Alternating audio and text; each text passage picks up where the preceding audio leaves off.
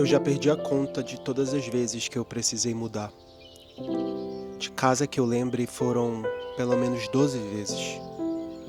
Mas aí, quando não era de casa, era de mim mesmo, dos meus amigos, dos meus gostos, até mesmo do meu jeito. Mas sempre foi necessário deixar algo pra trás e sempre era eu quem deixava. Acho que me eram poucas as escolhas, senão o da necessidade em fazer caber o que era eu e o que era meu. Talvez tenha sido daí que eu tenha aprendido a nunca precisar de muito menos de conforto. Nessas vezes em que eu me mudei de casa, quase sempre eram como uma tentativa de me reposicionar no mundo também. E como era difícil, salvo por aqueles poucos amigos, esses e os novos que insistem em gostar de mim até hoje, mas que à época ajudavam a carregar o peso de cada mudança. Uma antiga mudança de coisas velhas e já conhecidas, mas sempre na tentativa que, de fato, houvessem recomeços. Ou de redescobertas, já que logo no primeiro dia eu precisava redescobrir para onde correria o desespero nos dias de escassez de comida, mas principalmente os de escassez de cigarros. O que eu queria dizer é que até mesmo os problemas recomeçavam, ainda que fossem de forma diferente, que é necessário dizer. Mas recomeçavam. As paredes agora tinham aquele cheiro de tinta fresca, recém-pintada, sabe? Diziam sempre que a casa tinha sido maquiada. E tem como pintar a epiderme da alma? Talvez fosse uma tentativa frustrada de cobrir as rachaduras das velhas promessas. As que eu ouvia e as que eu fazia toda vez que fechava a porta da última casa e pensava: a vida começa agora, quando eu sair daqui. Era como se a cada nova tentativa eu tivesse expectativa de que a felicidade me esperasse ali, bem naquela exata esquina, aquela que eu ainda não tinha morado. Mas essa foi a promessa que nunca ninguém prometeu. Não acho que Heráclito estivesse pensando em mim quando disse que a única constante é a mudança. Dito que há muita verdade no que ele disse. Estamos constantemente mudando. Mas sejamos francos. Mudar é verbo e exige ação. Não era eu quem mudava, nem decidia. A única coisa que eu fazia era trocar o endereço.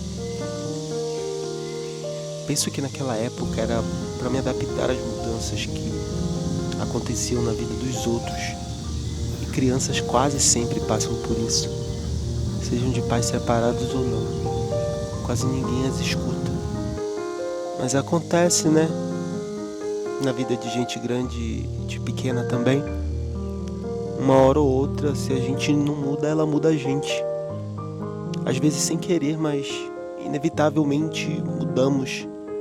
E quase sempre sem saber para onde, ou melhor, talvez nós nos adaptamos. Seja porque de tantas mudanças já não sabemos o caminho de volta, ou porque em alguma parte desse caminho a gente acabou esquecendo o que um dia significou pertencer a algum lugar ou nem que fosse a si mesmo. Arrisco em dizer que talvez tenha sido isso que tenha acontecido comigo.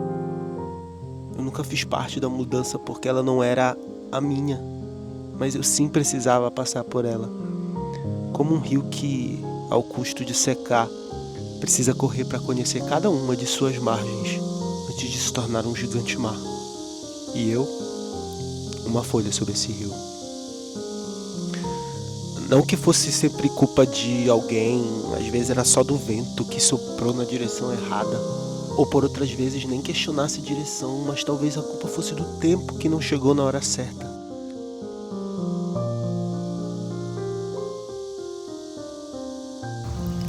Depois eu mesmo, já adulto, conheci a culpa, a de quem só espera. E espera até o dia que esquece pelo que esperava. E aí sem lembrar se olha no espelho, percebe que fez 30 anos. E a única mudança naturalmente visíveis são os cabelos que começam a grisalhar. Como o brilho da primeira estrela na ponta de um céu ainda escuro. Se por sabedoria ou charme, ironia ou certeza, ou apenas uma das traições escancaradas que só o tempo traz.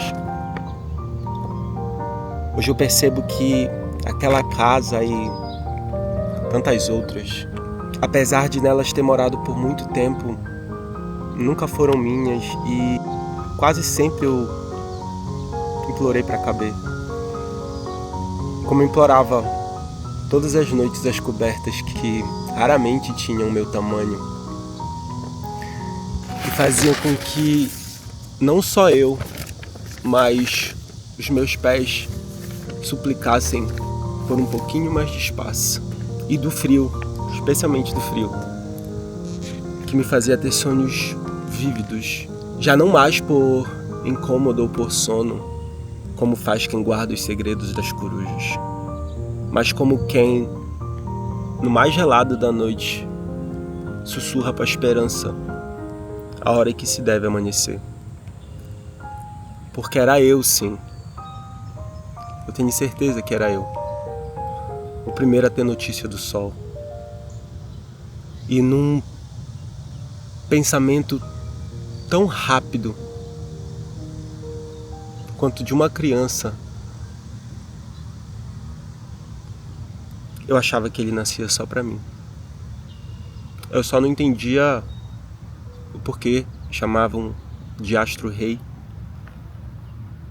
e eu era só um menino.